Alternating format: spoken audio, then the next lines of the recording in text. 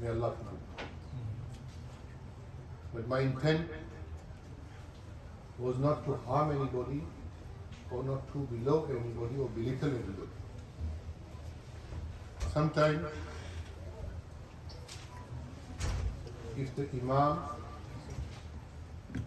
does not say to the people reality, then he is more at fault than the people. Yesterday I talked about children, upbringing of children. This is part of our deen. We might not realize it, but this is our investment. Our children, our investment. My mother always says, Beta, when somebody asks you, they ask you, how are you and your family? If somebody ever asks you, how are you and how's your bank balance, then that's not a person.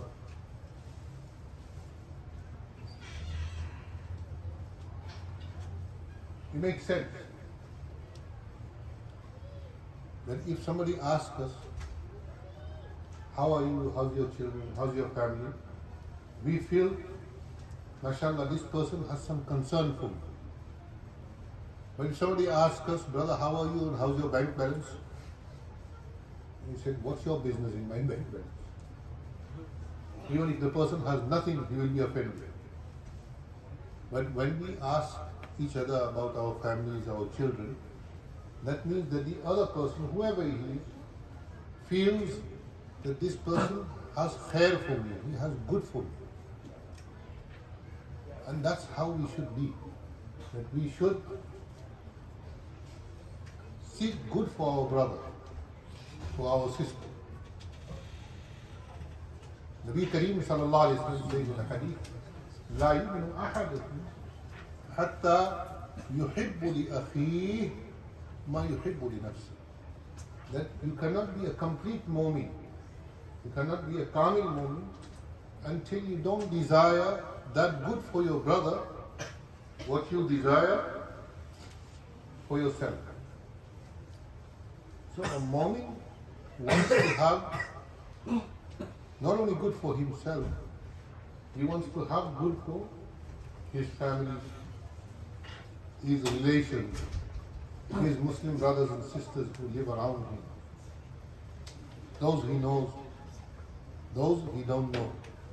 But in his heart, he seeks good for that person.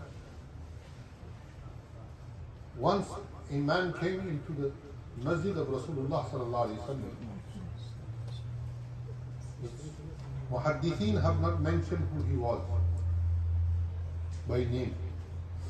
Ghaliban, he was an Ansari Sahabi. Sorry, I have read it somewhere his name, but I can't remember, I can't recall who the Sahabi was. So Nabi sallallahu alaihi wasallam said before he walked in that now a person will walk in who is Sahibul Jannah. So the Sahaba, they were amazed. The Sahabi walked in, simple person. Zahiran, he didn't used to do great ibadat, jihad or anything. But Nabi sallallahu alaihi wasallam called him a mu'min and he called him a Jannah, a person of Jannah. The next day, same thing happened, similar. Nabi sallallahu alaihi wasallam said, the man who will walk in now is Sahibul Jannah. Same Sahabi walked in. Abdullah ibn Amr ibn al-As radiyallahu anhu was a young man. If I tell you the story of Abdullah ibn Amr ibn al-As, you will be amazed. Abdullah ibn Amr ibn al-As, his father Amr ibn al-As radiyallahu anhu, was married at the age of 12. What? He was married at the age of 12. Nowadays people don't get married till the age of 40. They think it's too early. He was married at the age of 12. He had Abdullah, that's his first son. Abdullah ibn Amr was married also at the age of 12. Between father and son, there was only about 13 years difference. That's all. Anyway, that was one of the qualities of Abdullah ibn Amr. Abu Hurairah used to say that I memorized all the hadith of Rasulullah sallallahu alaihi wasallam. There is nobody amongst the Sahaba who does more riwayat than Abu Hurairah. But Abu Hurairah says, more than me, Abdullah ibn Amr does riwayat. So he was asked how. So he said, Kana yansuru biyadi. That he used to take help with his hand. Yani he used to write it down and I have everything in memory. Just now I was in Madinatul Munawwara. May Allah take us again and again. I was in the Masjid of Rasulullah sallallahu alaihi wasallam just before Taraweeh. I think it was Taraweeh. So there was an African brother who came and sat next to me. So he took out the bag. I thought, why is he carrying such a big bag? He had musalla in it, he had some other things in it. So he had some paper in it like this. So he put the papers on top of the bag. So curiosity, I didn't look at what the hell he had in it. I started looking at the papers. Then I realized that those papers were Quran. And he took one paper and he was reading from it. He had a phone also, don't worry. He wasn't ancient. He had a phone also. But he didn't take the phone out of his pocket. He took out the paper and I'm watching him and he's reciting Quran. So I let him recite for a little while. Then I asked him, I said, Assalamu alaikum. Ma ismuk al-karim. What's your name? He said, Ali Mustafa. I still remember that. He said, Ali Mustafa. I said, Ma hadha shay? Quran? He said, yes, it's Quran. I said, Ataktubu anta? You wrote this Quran? He had written it. He said, yes, now. I said, Kam sanawat taktubu al-Quran kullaha? How many years did it take you to write the whole Quran? He looked at me and he started laughing. He said, Arba'ina ayyam. How many? 40 days. 40 days. He wrote the entire Quran in 40 days. There was no mistake in it. He was Hafiz also. In Nigeria and Mauritania and these places, if you are Hafiz of the Quran, you have to write the Quran from memory. You cannot look at the Mus'haf. In Mauritania, they don't have printed Qurans. Even today, they don't have printed Quran. Anybody who wants to become Hafiz, you can see this on YouTube also. That in Nigeria and African countries, any child who wants to become Hafiz has to take a slate and he has to take a chalk and he sits there and the Ustad dictates Quran to him. Alhamdulillahi Rabbil Alameen. So then he has to write Alhamdulillahi Rabbil Alameen. Ar-Rahman Ar-Rahim. By the time he becomes Hafiz of the Quran, he is a master scribe. He is a master scribe. He knows exactly. So when I asked him, he said to me, it took me 40 days to write the entire Quran. Then it took me a little time to put the Fatha, Kasra, Dhamma, Arab. He said that it took me a little time, but not years, just 40 days. I was amazed. I took some photos of it also. I have it on my phone. And I showed it to some other people who were sitting there. They said, what is this? I said, it's Quran. He wrote it with his own hand. I was amazed that the Quran, Allah has made such that even today there are people who write the Quran in their own hands. Aurangzeb Aramgir Rahmatullah alayh, the Mughal emperor, he became Hafiz when he put his father in the Taj Mahal. He put him as a prisoner. So Aurangzeb used to go to see his father. So he asked his father, that do you regret anything in life? He said, yes, I have one regret. I don't care you put me in the prison, but I have one regret. That I'm the I was the emperor of the whole of India. India means India, Pakistan, Bangladesh, Nepal, Burma, and even Afghanistan and all. But he said, I had wealth, and immense wealth and so on, but I did not have the tawfiq to make one of my children Hafiz of Quran. Who is saying this? Shehen Shah. Shehen Shah. The King of Kings. Asal to asal. Allah is Shehen Shah, nobody else. But they call him Malikul Muluk. He's saying this. So Aurangzeb, Rahimahullah, said, that's your regret? He said yes. He said, okay. So Aurangzeb went, he didn't return back for 1 month. So the old emperor wrote to his son that you put me in prison, now you are Battamiz that you don't even come to see me. So Aurangzeb said, I will come. On the 30th day, Aurangzeb came to his father. He said, now you don't have regret in the hereafter that you don't have a son who is not Hafiz of Quran. In 30 days, Aurangzeb Rahimahullah memorized the whole Quran. And he was so master in his memory of Quran that every year he used to write 2 Qurans or 3 Qurans. Aurangzeb's personal kharch was from Quran that he used to write as a scribe. He used to sell this. A few years ago, somebody had the whole entire Quran of Aurangzeb written by Aurangzeb Rahmatullah alayh. They sold it online on eBay or something. It went for nearly $4 million. How much?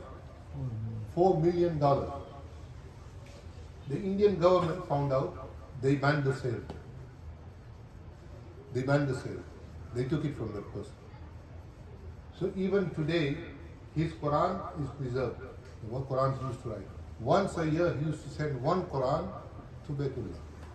If you go to the Baitullah and you go to the museum, it is there. One of his Qurans is always written in his own handwriting. I'm just saying that there are still people today who love Quran. May Allah make us amongst those who love Quran. Because if you love Quran, even if you are not Hafiz, inshallah your awlad will become Hafiz. So may Allah give me tawfiq also in Ramadan, and you also, that we recite Quran as much as possible. Yes, tonight inshallah we will finish Quran in Taraweeh. But that should not be the end for us. Because Hal Murtahil, that once you finish Quran, you start the next Quran. Once you finish the Quran, you start the next Quran.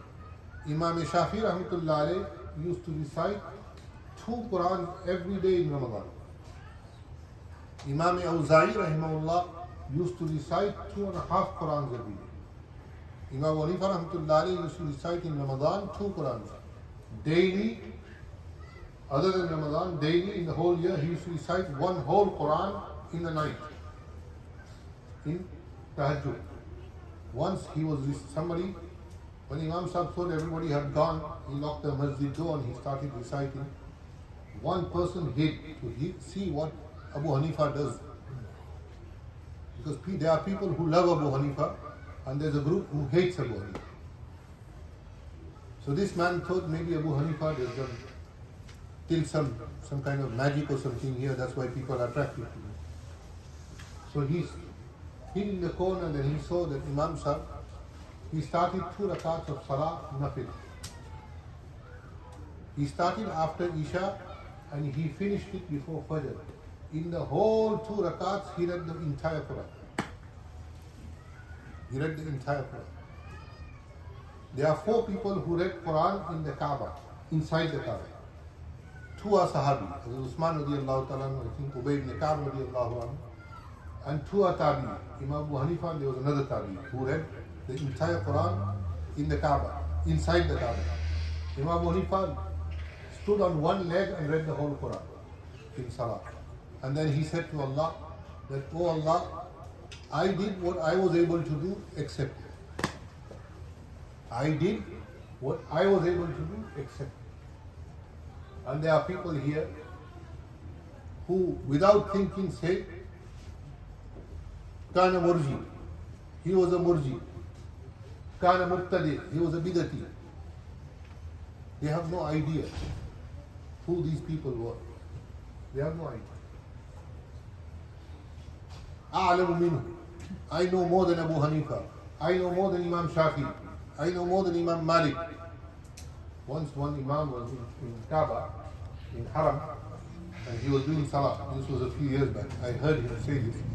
He said, I was praying my Salah. I'm a Maliki, so I do Irsal.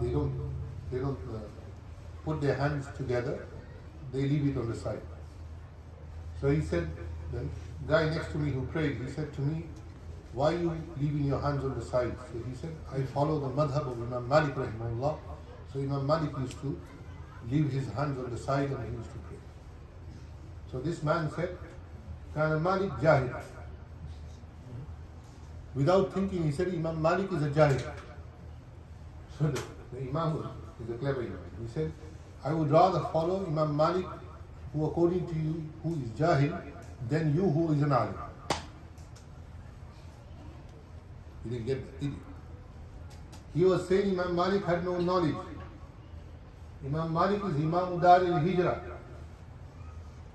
He taught by the grave of Rasulullah sallallahu alaihi wasallam for at least 70 years hadith.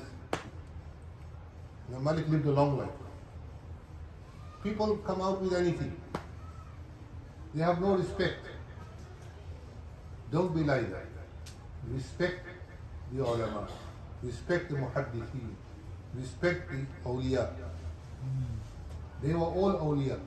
أَلَا إِنَّ أَوْلِيَاءَ اللَّهِ لَا خَوْفٌ عَلَيْهِمْ وَلَا هُمْ يَحْزَنُونَ. Sometimes we might not understand, so keep quiet.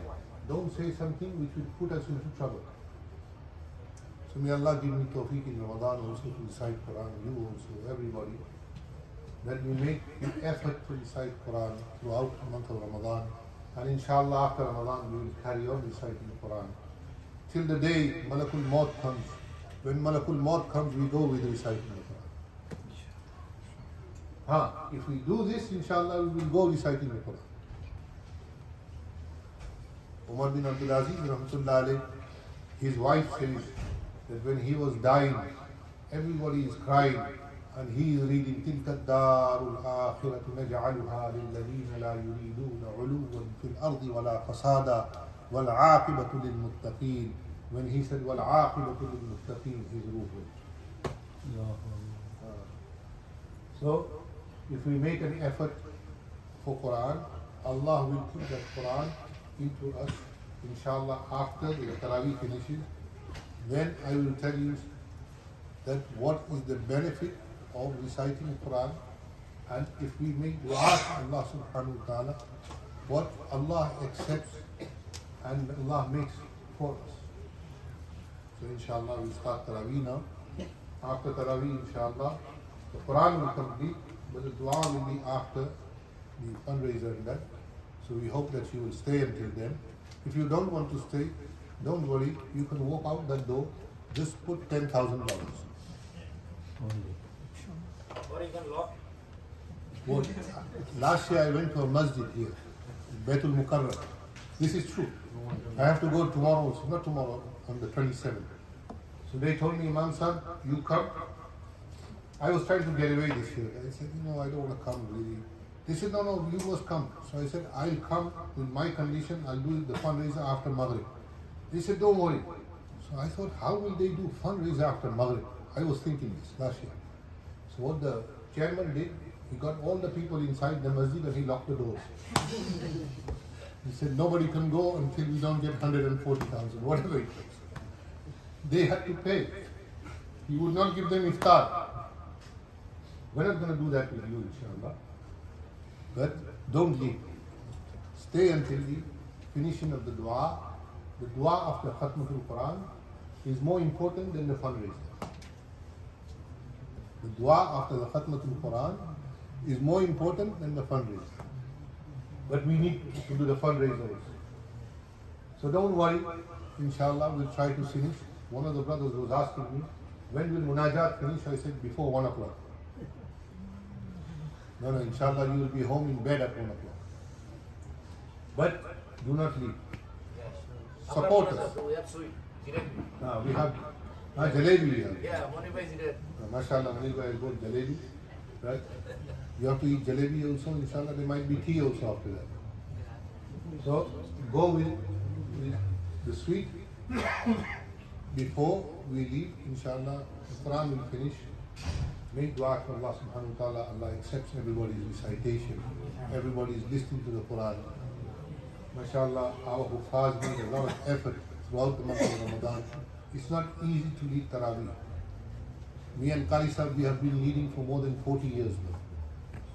Still we cannot eat after Maghrib. We have to eat after Isha. People think why these guys don't eat? Because if you eat at our age, then you have to run to the bathroom. These guys are young, so it doesn't matter to them. But we would have to run to the bathroom, so we can't eat. Generally, Hufaz don't eat after Maghrib. After breaking fast, they're too busy worrying about that how will they perform in Taraweeh. It's not easy. But Alhamdulillah, may Allah give them Jazai Khair, all our Hufaz, that they made an effort and they did their best. May Allah accept it. It's not, if you want to try it, come forward one day and try to lead a Farz Salah. Great people start to shake on the Musalla. So it's very good for us that now, mashallah, our own children are becoming Hafiz of Quran. Our own, we have read from our home, now mashallah, we are seeing all over South Florida, young boys, young kids are learning Quran and they are leading in Quran. May Allah accept for it.